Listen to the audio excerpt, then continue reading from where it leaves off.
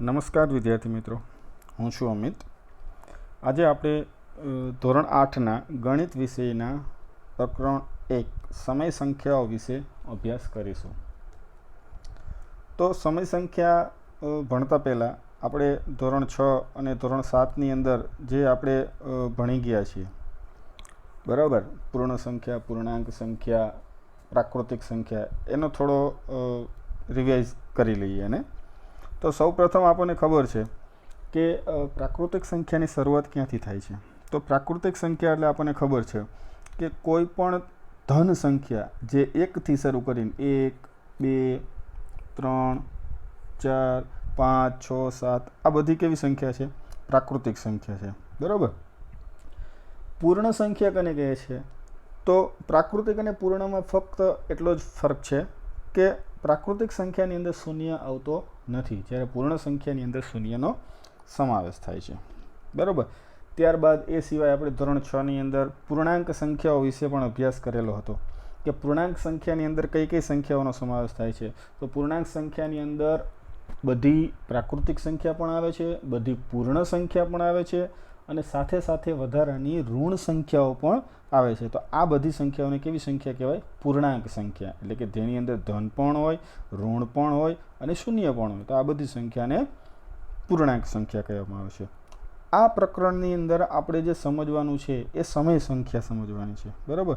તો એના માટેના આપણને શરૂઆતની અંદર જ આપણા બુકની અંદર આપણને ઉદાહરણ આપેલા છે કે આપણે અલગ અલગ પ્રકારના જે સમીકરણ હોય છે, સુરેખ સમીકરણ, સાદા સમીકરણ, એને ઉકેલવા માટે ઘણી વખત આપણે અલગ અલગ પ્રકારના સમીકરણ આપણે ઉકેલતા હોઈએ છીએ, બરાબર. તો અહીંયા આપણને આવું જ એક સમીકરણ આપેલું છે કે x + 2 = 13. આવું સમીકરણ આપણને આપેલું છે. તો એની અંદર આપણે 2ને બરાબરની આ બાજુની સાઈડમાં જવા દેશું તો શું મળશે આપણને? તો બરાબરની આ બાજુ જતાં 2 અહીંયા પ્લસ છે, તો આ બાજુ આવે તો કેવા થઈ જશે? માઇનસ થઈ જશે, બરાબર. તો 13માંથી 2 જાય તો કેટલા વધશે? તો 11 વધશે. તો x બરાબર આપણને 11 મળ્યા. તો આ 11 મળ્યા એ કઈ સંખ્યા છે? તો એક પ્રાકૃતિક સંખ્યા છે, બરાબર. આવું જ આપણે એક અન્ય ઉદાહરણ બીજું જોઈએ કે એની અંદર x + 5 = 5 આપેલા છે.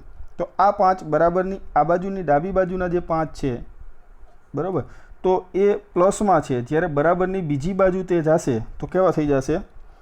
માઇનસ થઈ જશે. એટલે કે 5માંથી 5 જાય, 5 - 5, તો શું મળશે આપણને?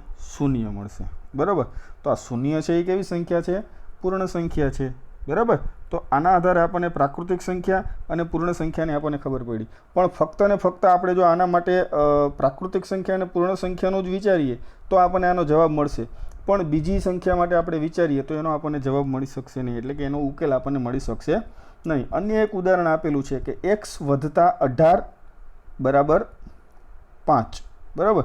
તો આની અંદર આપણે જોઈએ x + 18 = 5. તો એની અંદર આપણે 18ને બરાબરની બીજી બાજુએ જવા દેશું તો શું થશે? 5 - 18 થશે, બરાબર. હવે 5માંથી 18 ન જાય તો 18માંથી 5 બાદ કરી અને ઋણ નિશાની આપવી પડશે. તો એનો જવાબ આપણને શું મળશે? 13 મળશે. કેટલો મળશે? 13. પણ કેવા? -13 મળશે. તો આ -13 મળ્યા એ નથી પ્રાકૃતિક સંખ્યા, નથી પૂર્ણ સંખ્યા, તો કેવી સંખ્યા છે? આ પૂર્ણાંક સંખ્યા છે. કેમ કે આપણને ખબર છે કે પૂર્ણાંક સંખ્યાની અંદર ઋણ સંખ્યાનો સમાવેશ થાય છે. તો આ જ રીતના હજી એક આપણે અન્ય ઉદાહરણ જોઈએ કે આપણને ઉદાહરણ આપેલું છે કે 2x = 3. તો અહીંયા 2 અને x બંને ગુણાકાર સ્વરૂપે જોડાયેલા છે, બરાબર. તો એને બરાબરની બીજી બાજુએ લઈ જતા જો ગુણાકારમાં હોય તો ભાગાકારમાં જાય છે અને ભાગાકારમાં હોય તો ગુણાકારમાં જાય છે. એટલે કે અહીંયા 2 છે એ કેવા સ્વરૂપે છે? ગુણાકાર સ્વરૂપે છે. તો આ બાજુ આવશે તો 3/2 જશે. તો x બરાબર શું થશે? 3/2 જશે. તો આ 3/2 જે 2 સંખ્યા આપણને મળે છે, તો આ તો પ્રાકૃતિક પણ નથી, પૂર્ણ પણ નથી અને પૂર્ણાંક પણ નથી. તો આ સંખ્યા એટલે કઈ સંખ્યા? તો આ સંખ્યા એટલે કે સમય સંખ્યા, કે જેનો આપણે આજે અભ્યાસ કરવાનો છે. રેડી? તો સમય સંખ્યા કેને કહી શકાય? તો સમય સંખ્યાની સીધી અને સાદી વ્યાખ્યા એવી કરી શકાય કે જે સંખ્યાને આપણે p/q સ્વરૂપે, કેવા સ્વરૂપે? p/q સ્વરૂપે, એટલે કે અંશ અને છેદ સ્વરૂપે જે સંખ્યાને આપણે દર્શાવી શકીએ એ સંખ્યાને કેવી સંખ્યા કહેવામાં આવે છે? સમય સંખ્યા કહેવામાં આવે છે. પણ એના માટે એક બે નિયમ છે કે જ્યાં પી અને ક્યુ બરાબર હંમેશા શું હોવી જોઈએ? પૂર્ણાંક સંખ્યા હોવી જોઈએ. કેવી સંખ્યા હોવી જોઈએ? પૂર્ણાંક સંખ્યા હોવી જોઈએ. અને ક્યુ બરાબર 0 ન હોવો જોઈએ. ખાસ યાદ રાખજો, પી અને ક્યુ બંને સંખ્યા કેવી હોવી જોઈએ? પૂર્ણાંક. એટલે કે એની અંદર ધન પણ હોઈ શકે, ઋણ પણ હોઈ શકે અને શૂન્ય પણ હોઈ શકે પૂર્ણાંક સંખ્યામાં. બરાબર. તો પી માટે આ 3 એ 3 લાગુ પડે છે. જ્યારે ક્યુ માટે આપણને એક અલગથી શરત આપેલી છે કે ક્યુ બરાબર 0 ક્યારેય હોય નહીં. એટલે કે આપણે એટલું યાદ રાખવાનું કે છેદ ક્યારેય 0 હોઈ શકે નહીં. અંશની અંદર ધન પણ હોઈ શકે, ઋણ પણ હોઈ શકે અને શૂન્ય પણ હોઈ શકે. જ્યારે છેદની અંદર ઋણ પણ હોઈ શકે, બરાબર, અને ધન પણ હોઈ શકે, પરંતુ શૂન્ય હોઈ શકે નહીં. તો આ થઈ ગઈ સમય સંખ્યાની વ્યાખ્યા. તો આવી સંખ્યા જે હોય એને સમય સંખ્યા સ્વરૂપે આપણે દર્શાવી શકીએ અથવા તો કહી શકીએ. તો એના માટેના આપણે અમુક નિયમો જોઈએ કે સમય સંખ્યાઓના ગુણધર્મો આપણે જોવાના છે. તો સૌ પ્રથમ પહેલો ગુણધર્મ છે એ છે સંવૃત્તાનો ગુણધર્મ છે. હવે સંવૃત્તાનો ગુણધર્મ કોને કહેવાય? તો કોઈ પણ સંખ્યાના સંવૃત્તાના ગુણધર્મ જોતા હોય તો અહીંયા આપણે જોઈએ છીએ કે પેલું જોવાનું છે પૂર્ણ સંખ્યાઓના ગુણધર્મો. બરાબર. તો પૂર્ણ સંખ્યાઓનો ગુણધર્મ કોને કહેવાય? એના માટે શું જોવાનું છે આપણે? પૂર્ણ સંખ્યાઓના સંવૃત્તાના નિયમ આપણે જોવા હોય. બરાબર. તો સંવૃત્તાનો નિયમ એવું કહે છે કે કોઈ પણ પૂર્ણ સંખ્યાની તમે સરવાળો કરો, કોઈ પણ બે પૂર્ણ સંખ્યાનો તમે સરવાળો કરો, બાદબાકી કરો, ગુણાકાર કરો અથવા તો ભાગાકાર કરો, જો તમને એનો જવાબ જે મળે એ પૂર્ણ સંખ્યા જ મળતી હોય, બરાબર, કોઈ પણ સંખ્યાની તમે સરવાળો, બાદબાકી, ગુણાકાર કે ભાગાકારની ક્રિયા કરો અને એનો જવાબ જો તમને પૂર્ણ સંખ્યા સ્વરૂપે જ મળતી હોય તો એ સંખ્યા પૂર્ણ એ નિયમ જે છે સરવાળો કે બાદબાકી, ગુણાકાર ને ભાગાકાર, તો એના માટે સંવૃત્તાનો નિયમ જળવાય છે, એનો ગુણધર્મ જળવાય છે એમ આપણે કહી શકીએ. દાખલા તરીકે અહીંયા આપણને સરવાળા માટે ઉદાહરણ આપેલું છે. બરાબર. કે 0 + 5 = 5. તો આપણને શું મળ્યા? 5 મળ્યા. તો 5 એ પૂર્ણ સંખ્યા છે. બરાબર. એ જ રીતના 4 + 7 બરાબર આપણને શું મળશે? તો આપણને ખબર છે 11 મળશે. તો 11 પણ કેવી સંખ્યા છે? પૂર્ણ સંખ્યા છે. તો આ માટે તમે કોઈ પણ બે પૂર્ણ સંખ્યાઓનો સરવાળો કરશો તો તમને હંમેશા કઈ સંખ્યા મળશે? પૂર્ણ સંખ્યા જ મળશે. બરાબર. તો પૂર્ણ સંખ્યા જ મળે છે તો આપણે એના માટેથી કહી શકીએ કે પૂર્ણ સંખ્યાઓ છે એ સરવાળા માટે કેવી છે? સંવૃત છે. બરાબર. આપણે કહી શકીએ. આ જ વસ્તુ આપણે કેના માટે જોવાની છે? બાદબાકી માટે. તો બાદબાકી માટે આપણે જોઈએ તો 5 - 7 આપણે કરશું તો આપણને જવાબ શું મળશે? -2 મળશે. હવે આ જે -2 મળ્યા એ પૂર્ણ સંખ્યા નથી, એ પૂર્ણાંક સંખ્યા છે. કેમ કે આપણને ખબર છે કે પૂર્ણ સંખ્યાની અંદર ઋણ સંખ્યાનો સમાવેશ થાય નહીં. 0 અને બધી ધન સંખ્યાઓનો પૂર્ણ સંખ્યામાં સમાવેશ થાય. માટે આપણે કહી શકીએ કે બાદબાકીની ક્રિયા છે એ પૂર્ણ સંખ્યા માટે સંવૃત નથી. ખાસ યાદ રાખજો, બાદબાકી છે એ પૂર્ણ સંખ્યા માટે સંવૃત નથી. ત્યારથી એના પછી જોઈએ આપણે આગળ જોઈએ ગુણાકાર માટે જોઈએ તો કોઈ પણ બે પૂર્ણ સંખ્યાઓનો ગુણાકાર કરશું આપણે 0 × 3 તો 0 મળશે. કોઈ પણનો 0 સાથે ગુણાકાર કરીએ તો આપણને 0 મળે છે. 3 × 7 તો 7 × 21 આપણને મળશે. બરાબર. તો કોઈ પણ બે પૂર્ણ સંખ્યાઓનો ગુણાકાર કરશું આપણે તો જવાબ તરીકે આપણને હંમેશા શું મળશે? પૂર્ણ સંખ્યા જ મળશે. તો આપણે કહી શકીએ કે ગુણાકારની ક્રિયા માટે પૂર્ણ સંખ્યાઓ કેવી છે? સંવૃત છે. બરાબર છે. આ જ વસ્તુ આપણે હવે ભાગાકાર માટે જોઈએ તો ભાગાકાર માટે આપણે જોશું તો 5/8 કરશું આપણને તો 5/8 મળશે. તો આ 5/8 મળે છે એ પૂર્ણ સંખ્યા નથી, એ સમય સંખ્યા છે. માટે આપણે કહી શકીએ કે પૂર્ણ સંખ્યાઓ છે એ ભાગાકાર માટે સંવૃત નથી. બરાબર. તો પૂર્ણ સંખ્યા માટે આપણે પૂર્ણ સંખ્યાને આપણે 4 ક્રિયા માટે જોયું કે સરવાળો અને ગુણાકાર આ બંને માટે સંવૃત છે, જ્યારે બાદબાકી અને ભાગાકાર માટે પૂર્ણ સંખ્યાઓ સંવૃત નથી. બરાબર. આગળ જોઈએ આપણે હવે પૂર્ણાંક સંખ્યાઓ માટે આપણે આ નિયમ જોઈએ. બરાબર. તો પૂર્ણાંક સંખ્યાઓ છે એ પણ એની અંદર આપણને ખબર છે કે પૂર્ણાંક સંખ્યાની અંદર ધન પણ આવે, ઋણ પણ આવે અને શૂન્ય પણ આવે. બરાબર. તો કોઈ પણ બે પૂર્ણાંક સંખ્યાઓનો સરવાળો કરીએ તો આપણને જવાબ શું મળશે? પૂર્ણાંક સંખ્યા જો મળતી હોય તો એના માટે એ સંવૃત છે, નહીંતર નથી. એટલે કે અહીંયા આપણે જોશું તો 6 + 5 બરાબર આપણને શું મળે છે? -1 મળે છે.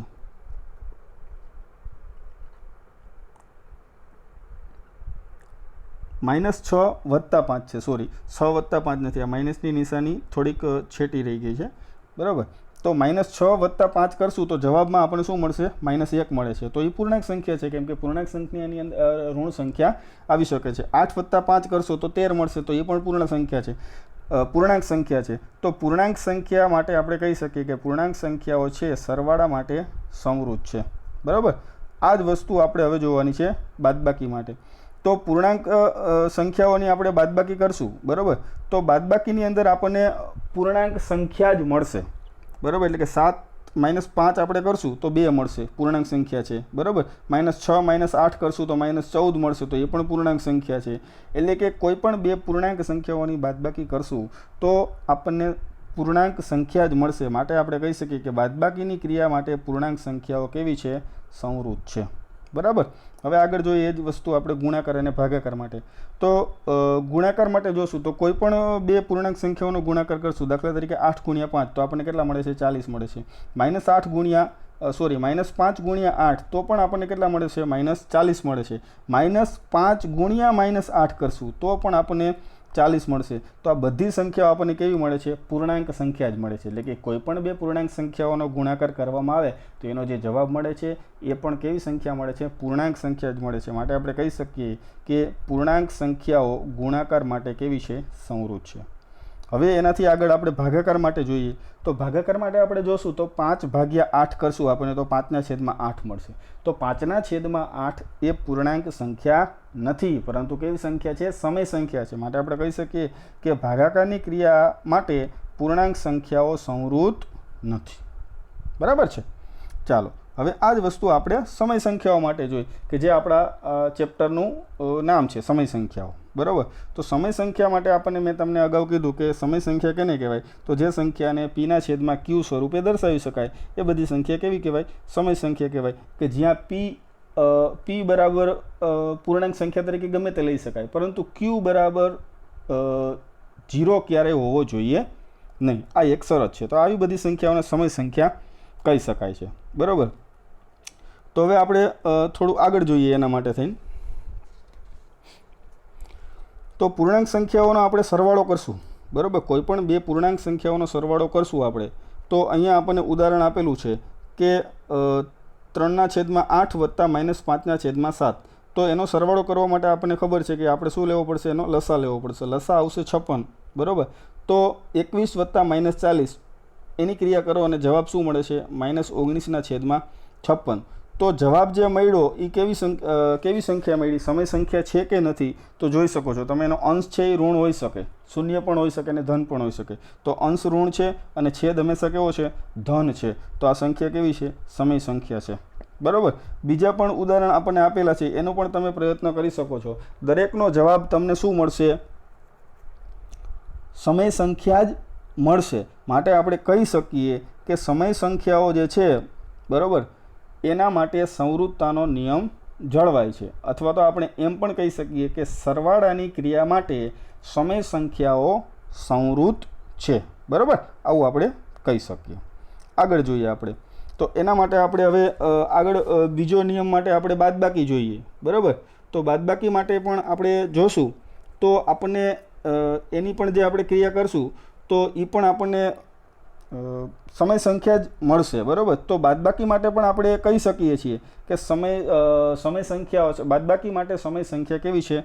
સંવૃત છે. અહીંયા આપણને ઉદાહરણ આપેલું છે કે -5/7 -2/3. તો એનો લસા લેશો તો 21 આવશે અને પછી એની ક્રિયા કરશો જવાબ આવશે -29/21. તો આ સંખ્યા પણ કેવી છે? સમય સંખ્યા છે. માટે આપણે કહી શકીએ કે બાદબાકી માટે સમય સંખ્યા છે એ કેવી છે? સંવૃત છે. એના માટે થઈને આપણે કહી શકીએ. એનાથી આગળ આપણે ગુણાકાર જોઈએ.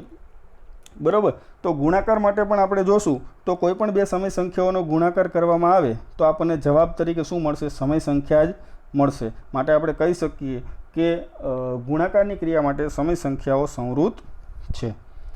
એનાથી આગળ આપણે જોઈએ ભાગાકાર માટે. બરાબર. તો ભાગાકાર માટે કોઈ પણ બે સમય સંખ્યાઓનો ભાગાકાર આપણે કરશું તો આપણને શું સમય સંખ્યા જ મળી શકશે?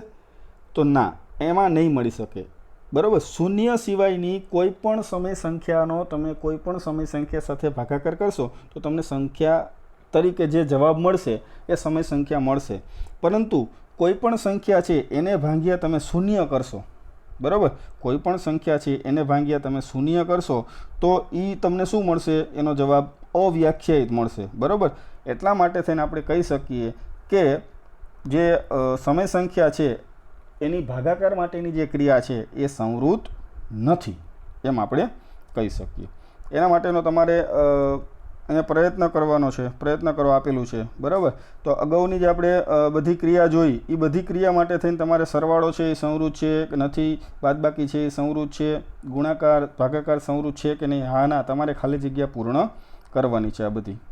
બરાબર. તમારે જાતે પ્રયત્ન કરવાનો છે. ન સમજાય તો આગળ થોડા નિયમ જોઈ લ્યો એટલે તમને સમજાઈ જશે. હવે આગળ આપણે જોઈએ ક્રમનો ગુણધર્મ. જેમ આપણે સંવૃત સંખ્યાનો સંવૃતતાનો નિયમ જોયો એ જ રીતના આપણે ક્રમનો ગુણધર્મ જોવાનો છે. તો ક્રમનો ગુણધર્મ એટલે કે કોઈ જે ક્રિયા કરવાની છે, સરવાળો, બાદબાકી, ગુણાકાર કે ભાગાકાર, એ જો કોઈ પણ ક્રમમાં કરવામાં આવે તો એના જવાબમાં કાંઈ ફેર ન પડતો હોય તો ક્રમનો ગુણધર્મ જળવાય છે, નહીંતર જળવાતો નથી. તો આપણને ખબર છે કે સરવાળો કોઈ પણ ક્રમમાં કરવામાં આવે, 0+7 કરી કે 7+0 કરી તો આપણને જવાબ તરીકે શું મળશે? સરખો જ મળશે, કાંઈ ફેર પડશે નહીં. 2+3 કરી તો પણ 5 મળશે અને 3+2 કરી તો પણ આપણને 5 જવાબ મળશે. માટે આપણે કહી શકીએ કે પૂર્ણ સંખ્યાઓ માટે સરવાળો છે એ સમક્રમી છે. કોઈ પણ ક્રમમાં આપણે સરવાળો કરી શકીએ છીએ. બરાબર. જ્યારે બાદબાકી છે તો એને તમે કોઈ પણ ક્રમમાં કરી શકશો નહીં, કારણ કે કોઈ પણ ક્રમમાં તમે બાદબાકી તમે એની કરવા જશો તો તમને જવાબ તરીકે જે મળશે એ પૂર્ણ સંખ્યા જ મળે એવું જરૂરી નથી. દાખલા તરીકે હું તમને એમ કહું કે 6 - 8 કરવાના છે તો આનો જવાબ તમને શું મળશે? -2 મળશે. તો આ -2 છે એ પૂર્ણ સંખ્યા નથી. માટે આપણે કહી શકીએ કે બાદબાકીની ક્રિયામાં ક્રમના ગુણધર્મનું પાલન થતું નથી. બરાબર. ત્યારબાદ આપણે ગુણાકાર માટે જોઈએ તો કોઈ પણ ક્રમમાં ગુણાકાર કરવામાં આવે કે 3 × 5 કરી કે 5 × 3 કરી, જવાબ આપણને શું મળશે? 15 જ મળશે. બરાબર. બંનેની અંદર જવાબ શું મળશે? 15 મળશે. તો આપણે એની અંદર પણ આપણે કહી શકીએ કે ગુણાકાર માટે છે ક્રમના નિયમનું પાલન થાય છે. કઈ સંખ્યા માટે? તો પૂર્ણ સંખ્યાઓ માટે. હવે એ જ વસ્તુ આપણે ભાગાકાર માટે જોશું તો ભાગાકાર માટે એનું પાલન થતું નથી, કેમ કે એની અંદર આપણે સમય સંખ્યા પણ મળી શકે છે. દાખલા તરીકે 3/5 કરવાના હોય તો આને જવાબ આપણને શું મળશે? 3/5 મળશે. તો આ 3/5 જવાબ મળ્યો એ કેવી સંખ્યા છે? સમય સંખ્યા છે, પૂર્ણ સંખ્યા નથી. માટે આપણે કહી શકીએ કે ભાગાકારની ક્રિયામાં ક્રમના ગુણધર્મનું પાલન થતું નથી. બરાબર. ગુણાકાર અને સરવાળા માટે ક્રમના નિયમનું પાલન થાય છે પૂર્ણ સંખ્યાઓ માટે. આ જ વસ્તુ પૂર્ણાંક સંખ્યાઓ માટે આપણે જોવાની છે. તો પૂર્ણાંક સંખ્યાઓ માટે પણ તમે જોશો તો સરવાળાની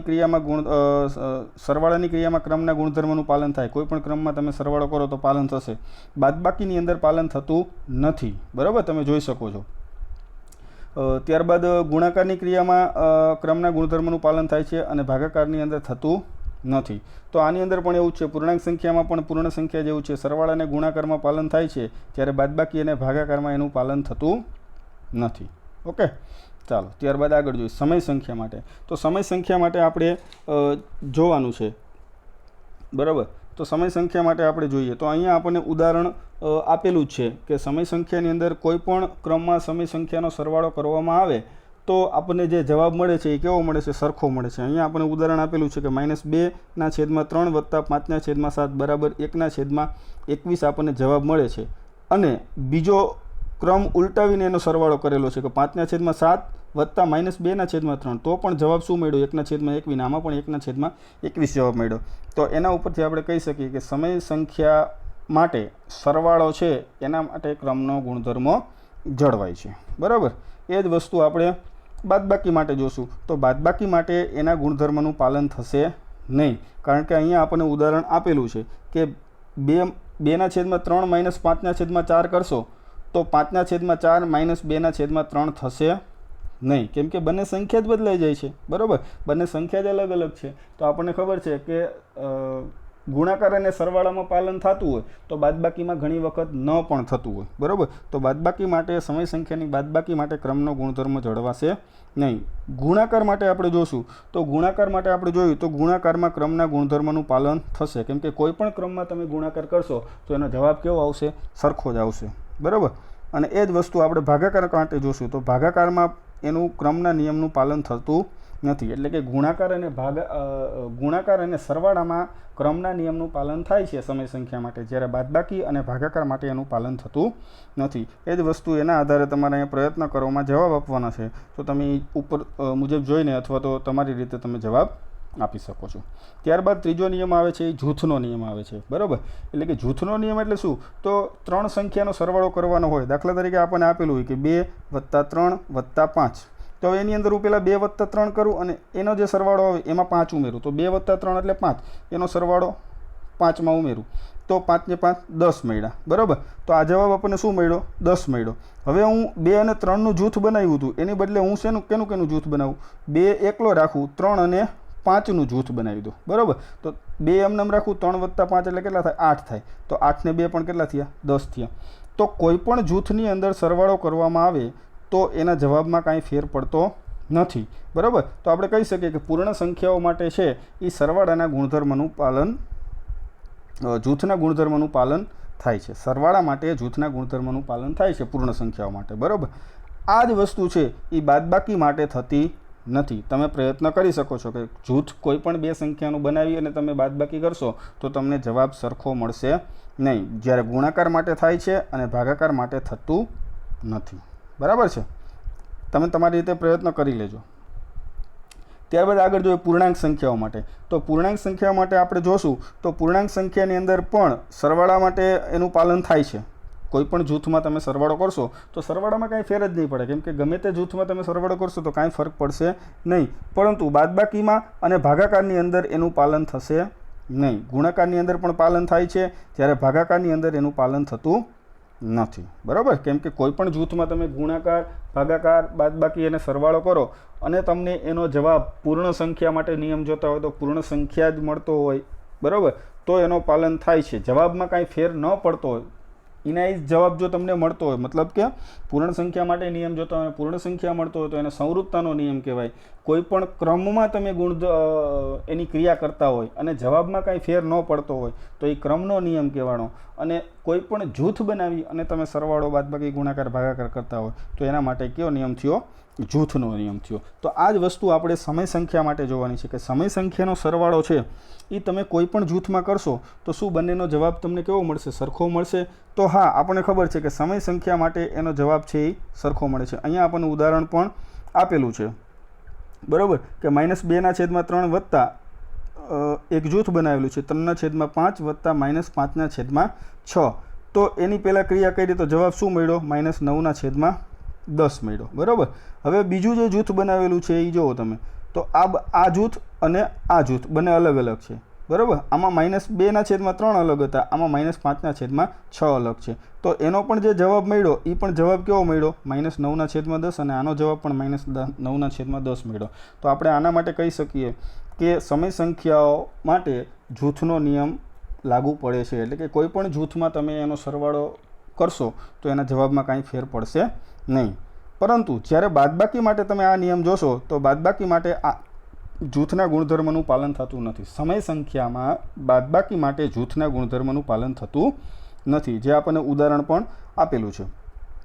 એ જ વસ્તુ આપણે ગુણાકાર માટે જોશું. તો ગુણાકાર માટે તમે ચકાસણી કરશો તો તમને ખબર છે કે કોઈ પણ ક્રમમાં ગુણાકાર કરવામાં આવે તો એના જવાબમાં કાંઈ ફેર પડશે નહીં. માટે આપણે કહી શકીએ કે સમય સંખ્યાઓના ગુણાકાર માટે જૂથના નિયમનું પાલન થાય છે. પરંતુ વળી પાછું બાદબાકી સાથે ભાગાકાર તો આવે જ છે મોસ્ટ ઓફ. બરાબર, તો ભાગાકારની અંદર એના નિયમનું પાલન થતું નથી, ખાસ યાદ રાખજો. બરાબર, બાદબાકી અને ભાગાકારમાં સમય સંખ્યાઓના બાદબાકી અને ભાગાકારમાં જૂથના નિયમનું પાલન થતું નથી, જ્યારે સરવાળા અને ગુણાકારની અંદર જૂથના નિયમનું પાલન થાય છે. બરાબર, તો અહીંયા પ્રયત્ન કરો છે એના તમારે ખાલી જગ્યા જે છે એ તમારે પૂર્ણ કરવાની છે તમારી રીતે. ઓકે, ચાલો નીચે તમે ઉદાહરણ પણ આપેલું છે, જોઈ શકો છો. બરાબર, તો ઉદાહરણ તમે જોશો તો 3/7 વત્તા -6/11 વત્તા -8/21 વત્તા 5/22 એની કિંમત શોધવાની છે. તો કિંમત શોધવા માટે તમે જુઓ તો સૌ પ્રથમ તો દરેકના છેદ અલગ અલગ છે, તો સૌ પ્રથમ શું કરવું પડશે? એનો લસા લેવો પડશે. તો લસા લેવા માટે 7, 11, 21 અને 22નો લસા લેશો તો 462 થાય છે. હવે બધાના છેદ કેટલા કરી નાખ્યા? સરખા 462 કરી નાખ્યા. 462 કર્યા બાદ બધાની સરવાળો બાદબાકી જે કરવાની થતી હતી એ ક્રિયા કરી અને જવાબ શું મળ્યો? -125 છેદમાં 462. આ આપણને જવાબ મળ્યો. આ એની કિંમત થઈ ગઈ. અન્ય રીતે પણ તમે આ ઉદાહરણને ઉકેલી શકો છો. કઈ રીતના? તો ક્રમના અને જૂથના ગુણધર્મો. આપણે જે ઉપરના જે નિયમો ભણ્યા એનું કારણ જ એ છે કે જે કોઈ પણ સાદુરૂપ આપવાનું થાય, કોઈ પણ કિંમત શોધવાની થાય તો ત્યારે તમે જો જાણતા હોય કે સરવાળો કોઈ પણ જૂથમાં કરી શકાય, ગુણાકાર કોઈ પણ જૂથમાં કરી શકાય, ગુણાકાર કોઈ પણ ક્રમમાં કરી શકાય, સરવાળો કોઈ પણ ક્રમમાં કરી શકાય, તો તમે ગમે ત્યારે ગમે તે સંખ્યાનું જૂથ કે ક્રમ આડાઅવળો કરીને પણ તમે સરવાળો, ગુણાકાર, બાદબાકી કે ભાગાકાર જે નિયમ મુજબ થઈ શકતું હોય એ તમે કરી શકતા હોય તો તમે સરળતાથી ઝડપથી ગણતરી કરી શકો. બરાબર. આવા જ અન્ય બીજું પણ એક ઉદાહરણ આપેલું છે, એ પણ તમે જોઈ શકો છો કે જે ગુણાકાર માટે આપેલું છે. તો કોઈ પણ ક્રમમાં કોઈ પણ જૂથ બનાવીને તમે ગુણાકાર કરી શકો છો. જ્યાં તમને યોગ્ય લાગે, સરળતા રહેતી હોય એવું તમે જૂથ બનાવો અથવા તો એવો ક્રમ ઉલટાવી અને તમે ગુણાકાર કરી શકો છો. હવે એક મહત્ત્વની ભૂમિકા છે શૂન્યની. બરાબર. તો આપણને ખબર છે કે શૂન્યને કોઈ પણ સંખ્યાની અંદર ઉમેરવામાં આવે તો એનો જવાબમાં કાંઈ ફરક પડે નહીં. એટલે કે 2માં 0 ઉમેરી અથવા તો 0 વત્તા 2 કરી તો જવાબ કેટલો આવશે? 2 જ આવે. બરાબર. એમાં 2માં કાંઈ ફેર પડે નહીં. બીજું છે -5ની અંદર 0 ઉમેરી તો પણ જવાબ શું મળશે? -5 જ મળશે. કાંઈ ફેર પડશે નહીં. એટલે કે પૂર્ણ સંખ્યામાં ઉમેરો તો પણ કાંઈ ન થયું, પૂર્ણાંકમાં ઉમેરો તો પણ કાંઈ ન થયું. હવે ત્રીજી વાત છે સમય સંખ્યા માટે ઉમેરશું. બરાબર. તો સમય સંખ્યા માટે તમે જોશો તો એમાં પણ શૂન્ય ઉમેરતા કાંઈ ફેર પડશે નહીં. તો આમ આપણે કહી શકીએ કે શૂન્ય જે છે એ પૂર્ણ સંખ્યા માટે, પૂર્ણાંક સંખ્યા માટે અને સમય સંખ્યા માટે કેવી સંખ્યા છે? તટસ્થ સંખ્યા છે. સરવાળા માટેની તટસ્થ સંખ્યા કોના માટે છે? તો પૂર્ણ સંખ્યા માટે, પૂર્ણાંક સંખ્યા માટે અને સમય સંખ્યા માટે. આ ત્રણેય માટે શૂન્ય છે એ કેવી સંખ્યા છે? તટસ્થ સંખ્યા છે. સરવાળા માટે પણ તટસ્થ છે અને બાદબાકી માટે પણ તટસ્થ છે. એમાં કાંઈ ફરક પડશે નહીં. આગળ આવી જ એક ભૂમિકા આપણે જોઈએ, એકની ભૂમિકા. તો એક જે છે જેમ 0 શૂન્ય જે હતો એ સરવાળા અને બાદબાકી માટે હતો. બરાબર. તો અહીંયા એક જે છે એ ગુણાકાર માટે તટસ્થ સંખ્યા છે. એટલે કે એકનો કોઈ પણ સંખ્યા સાથે ગુણાકાર કરશો તો તમને જવાબમાં કાંઈ એટલે કાંઈ ફેર પડશે નહીં. કોઈ પણ સંખ્યા હોય, પૂર્ણ સંખ્યા હોય, પૂર્ણાંક સંખ્યા હોય અથવા તો સમય સંખ્યા હોય. એટલા માટે થઈને જ આપણને ખબર છે પૂર્ણાંક સંખ્યા માટે તો આપણને ખબર જ પ્રાકૃતિક સંખ્યા માટે આપણને ખબર છે. આપણે જે ઘડિયા બોલીએ છીએ એમાં શરૂઆત કોઈ પણ સંખ્યાનો ઘડિયો બોલતો હોય તો એનો ગુણાકાર 1 સાથે થાય છે. તો આપણને ખબર છે કે એનો 1 સાથે ગુણાકાર કરતા જવાબ આપણને દરેક ઘડિયામાં એના એ જ મળે છે. દાખલા તરીકે 2 ગુણ્યા 1 2 એકુ 2 મળે છે, 3 ગુણ્યા 1 3 એકુ 3 મળે છે. તો એકનો કોઈ પણ સંખ્યા સાથે ગુણાકાર કરવામાં આવે તો ગુણાકાર માટે 1 છે એ કેવી સંખ્યા છે? તટસ્થ સંખ્યા છે. પણ ખાસ યાદ રાખજો, સરવાળા બાદબાકી માટે તટસ્થ સંખ્યા 0 છે, જ્યારે ગુણાકાર માટે તટસ્થ સંખ્યા 1 છે. હવે આપણે થોડું આગળ જોઈએ તો વિરોધી સંખ્યા. તો વિરોધી સંખ્યા તમારે ધોરણ 6 ની અંદર પણ આવી ગઈ છે અને અહીંયા પણ આવે છે. તો વિરોધી સંખ્યા કોને કહેવાય? તો કોઈ પણ ધન સંખ્યા હોય કે ઋણ સંખ્યા હોય એની વિરોધી સંખ્યા લખવી હોય. દાખલા તરીકે 2 છે, 2ની વિરોધી લખવી હોય તો 2 પાસે નિશાની કેવી છે? અહીંયા કાંઈ નથી તો પ્લસની હોય તો -2 એની વિરોધી સંખ્યા થઈ. બરાબર. આ જ રીતના -5 હોય એની વિરોધી લખવી હોય તો એની પાસે માઇનસની નિશાની છે તો એની જે વિરોધી સંખ્યા તમને મળશે એ કેવી મળશે? +5 મળશે. એટલે કે કોઈ પણ સંખ્યા પ્લસ હોય તો માઇનસ થઈ જાય અને માઇનસ હોય તો પ્લસ થઈ જાય. એ એની વિરોધી સંખ્યા થઈ ગઈ. બરાબર.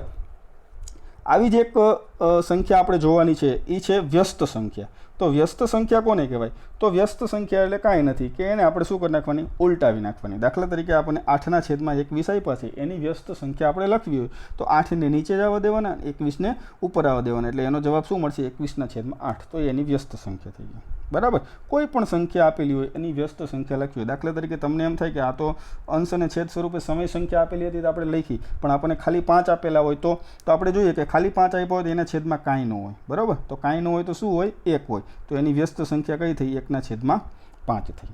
બરાબર. ત્યારબાદ આગળ જોઈએ આપણે તો સમય સંખ્યાના ગુણાકારનું સરવાળા ઉપર વિભાજન જોવાનું છે આપણે. બરાબર. તો અહીંયા આપણે એક ઉદાહરણ દ્વારા એને આપણે સમજશું કે -3/4 2/3 અને -5/6 આ સમય સંખ્યાઓ લઈએ અને એનું આપણે કેના ઉપર વિભાજન કરવાનું છે? ગુણાકારનું સરવાળા ઉપર વિભાજન કરવાનું છે. તો દાખલા તરીકે આપણે અહીંયા જોઈ -3/4 ગુણ્યા 2/3 વત્તા -5/6 આ બેનું જૂથ બનાવેલું છે, એનો ગુણાકાર આની સાથે કરેલું છે. એટલે કે આ -3/4 છે એનો ગુણાકાર આ બંનેનો લસા લઈ લીધો, સરવાળો કરવાનો છે એટલે લસા લેવો પડશે, લસા 6 આવ્યો અને 4 વત્તા -5/6 આપણને જવાબ મળ્યો. બરાબર. તો આગળનું બીજું સ્ટેપ જોઈએ તો આ -3/4 એમના એમ, બરાબર. 4 વત્તા -5 કરશું તો શું મળશે? -1 મળશે, -1/6. તો હવે એનો તમે ગુણાકાર કરશો તો -3 ગુણ્યા -1, બરાબર. તો શું જવાબ આવશે? +3 મળશે. અને 4 ગુણ્યા 6 તો 6 ચોક 24, બરાબર કેટલા મળ્યા? તમે જોશો તો 3 અઠાને 24, તો 3 ઉપર તો ત્રગડો ઉડી જાય, નીચે 8 આવી જશે, બરાબર. તો 1/8 તમને જવાબ મળી ગયો. તો આ બરાબર. તો આ જ વસ્તુ તમે આગળ જોશો પણ કરીને તમને આપેલું છે કે -3/4 ગુણ્યા 2/3 કરો તો તમને જવાબ શું મળે છે? -3/4 ગુણ્યા 2/3 કરો તો તમને જવાબ શું મળે છે? -1/2 મળે છે, બરાબર. અને -3/4 ગુણ્યા -5/6 કરો, -3/4 ગુણ્યા -5/6 કરો તો તમને જવાબ શું મળશે? 5/8 મળે છે, બરાબર. તો હવે તમે એનો પાછો સરવાળો કરશો, બંને તમને જે મળ્યા એનો સરવાળો કરશો તો 1/6 શું મળ્યો તમને જવાબ? 8 મળ્યો, બરાબર. એટલે કે કોઈ પણ જે ગુણાકાર આપેલો છે એનો તમે 2 ટુકડા કરી અને સરવાળો કરી શકશો, બરાબર. તો આ ક્રિયાને શું ક્રિયા કઈ ક્રિયા કહેવામાં આવે છે? તો ગુણાકારનું સરવાળા પરનું વિભાજન કહેવામાં આવે છે, બરાબર. તો આવું જ ઉદાહરણ તમને નીચે આપેલું છે કે ગુણધર્મનો, વિભાજનના ગુણધર્મનો ઉપયોગ કરી અને શોધો, જવાબ એનો શોધવાનો છે. ઉદાહરણ તમને આપેલા છે કે નીચે આપેલી સંખ્યાની વિરોધી સંખ્યા જણાવો. તો અહીંયા માઇનસ છે, વિરોધી માટે આપણે જોવાનું છે, માઇનસ હોય તો પ્લસ થઈ જાય, તો 7/19 થઈ જશે, બરાબર. ત્યારબાદ 21/112 છે, તો આ પ્લસ છે તો -21/112 થઈ જશે, તો આ એની વિરોધી સંખ્યા થઈ ગઈ, બરાબર. તો આ રીતના આપણે એનો જવાબ આપી શકીએ છીએ, બરાબર. તો આજના ક્લાસમાં, આજના લેક્ચરમાં બસ આટલું જ, બરાબર. સ્વાધ્યાય 1.1 છે એ તમારે હોમવર્કની અંદર ઘરે કરવાનું છે, બરાબર. તમારી જાતે કરવાનું છે. કાંઈ પણ મૂંઝવણ હોય તો કોમેન્ટ બોક્સની અંદર તમે લખી શકો છો. કાંઈ પણ કોઈ પ્રશ્ન, કોઈ દાખલો ન સમજાતો હોય, કોઈ નિયમ ન સમજાતો હોય તો તમે કમેન્ટ બોક્સની અંદર લખી શકો છો. હું દરેકના જવાબ આપીશ. Okay, thank you.